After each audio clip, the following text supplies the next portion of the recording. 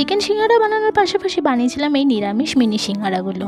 একই সাথে এই দুটো সিঙ্গারা বানানোর একটাই কারণটা হলো আমার বোন কোনো ধরনেরই মাংস খেতে পারবে না, এই কারণে ওর জন্য এই মিনি সিঙ্গারাগুলো বানাচ্ছি। এই মিনি সিঙ্গারা বানানোর জন্য প্রথমে একটা প্যানে কিছুটা পরিমাণে তেল দিয়ে, তেলটা গরম হয়ে গেলে সেই তেলের মধ্যে বাদামগুলো দিয়ে ভালোভাবে ভেজে নিতে হবে। বাদামগুলো ভাজা হয়ে গেলে বাদামগুলোকে তুলে নেওয়ার পরে সেই একই তেলে দিয়ে দিচ্ছি কিছুটা পরিমাণে আদা কুচি, সাথে 5 ফোড়ন।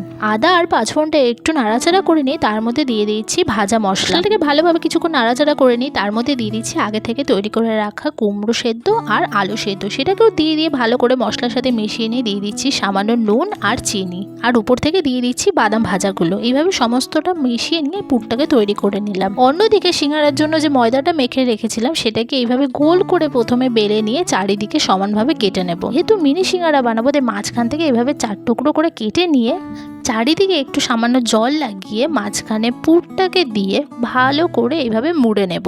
ভালো করে চারদিক থেকে মুড়ে নেব যাতে কোনোভাবে ভেতরের পুর বাইরে না চলে আসে। এইভাবে সমস্ত মিনি সিঙ্গারাগুলোকে আমি করে নিয়েছি। এই তেলে আমি চিকেন সিঙ্গারাগুলো ভেজে নিয়েছিলাম, সেই একই তেলে দিয়ে দিচ্ছি মিনি সিঙ্গারাগুলোকে। যেহেতু সিঙ্গারাটা খাস্তা হবে তার জন্য লো টু মিডিয়াম ফ্লেমে রেখে গোল্ডেন ব্রাউন করে মিনি সিঙ্গারাগুলোকে ভেজে নিতে হবে। এই মিনি সিঙ্গারাগুলো ভাজার পরে যখন আমার বোনকে দিই ওর রিয়াকশনটা ছিল মা কি কিউট। তো এইভাবে সমস্ত মিনি সিঙ্গারাগুলোকে বানিয়ে নিয়েছি। চ্যানেলটাকে সাবস্ক্রাইব করার জন্য একটা অনুরোধ রইল। দেখা হচ্ছে পরে ভিডিওতে, টাটা।